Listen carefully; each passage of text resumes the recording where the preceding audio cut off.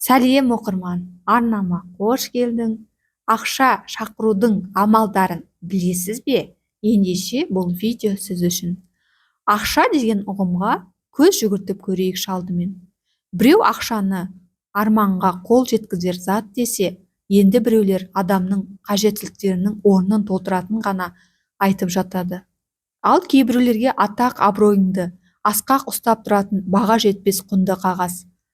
Қазір заманымызға сай ма, әлде санамызға орай ма, әйтеуір осы соңғы ұғым етек алып барады. Ақшаң болса ғана абыройың бар. Ағайын туыс арасында да солай. Бар болсаң көре алмайды, жоқ болсаң бере алмайды. Бұл ащы шындық. Тіпті тұрмысқа шығатын қыздарымызға дейін көпшілігі алдымен болашақ күйеуінің материалдық жағдайының жоғары деңгейде болғанын қалайды. Бұған ешкімді кінәлауға да болмайды. Заманның сұранысы да осыны талап етеді. Ал осы күніміз қарап отырған ақшаны өзімізге қалай үйре аламыз? Оны ұстап тұрудың немесе көбейтудің айлы амалдары қандай? Осыған орай оқырман қауымға әлемдік тұрғыдағы мына бір қағиданы ұсынғалы жөн көрдім. Үйде тапқан табысыңыз сіздің үйіңізді жақсы көрсін десеңіз, жалақыңызды алған күні мұртын сындырмай әкеліп тұтастай күйде үйге бір күн қондырып шығуды ешқашан шығармаңыз. Әлемдегі бір қатар бай адамдар өзінің ең қиындықпен тапқан ақшасын ірі көлемдегі купюраны жыл бойына сақтайды екен. Ондай ақша сіздің бүткіл энергияңызға толы болғандықтан әрдайым үйде тұрса, соңынан өзінің әріптестерін шақырып тұрады деген сенім бар. Ақша үйден қашықтай түседі. Егер үй ішінде ысқырса, нан үгіндісін үстел үстінен қолмен сыдырып алса, сонымен қатар көршіңізге нан мен тұзды қарызға беруге болмайды.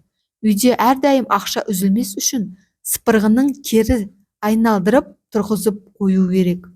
Жұмыста бастыңызға жалақыны өсіру туралы өтінішіңізді сәрсенбінің сәтінде сайлағаныңыз абзал.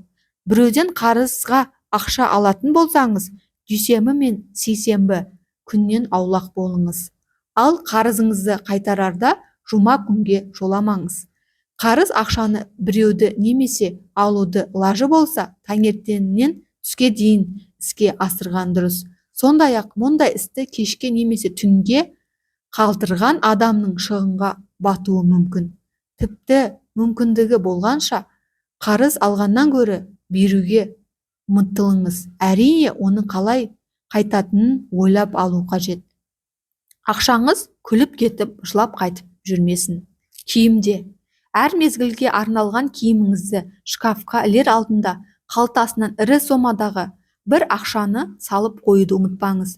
Және де табыс жыртық қалталар мен үзілген түймелерді, жамауы бар киімдерді ұнатпайтын да есте сақтау керек. Әмияныңызды ешқашан бос қалдырмаңыз. Онда ең болмағанда бір монета жатсын. Әрбір купюра бетін егесіне қаратып, оң жағымен салынуының да маңызы өте зор. Әмияныңызды бір қуысынан әрдайым үшбұрышты бүктелген теңге жатсын. Және де онда бақытты бақыр да жатуы қажет. Ол тиынды ешқашан жұмсамау керек. Бұл сіздің қалтаңыздағы тұмар іспетес. Арам ақшалар адал жолмен келмеген, құмар ойындардан ұтып алынған, сыйға алған, көшеден тауып алған ақшалар үйге табыс әкелмейді. Олар сіздің әмияныңызда да, үйіңізде де түнемегені дұрыс. Мұндай ақшаларды мүмкіндігінше тапшылық көріп жүрген адамдарға немесе қайырымдылық қолдарына үлестіріп, біреудің маңызы сіздің табыс табу жолыңыздың ашыла түсетіндігін білдіреді. Құрметті оқырмандар, бар болыңыз, бай болыңыз.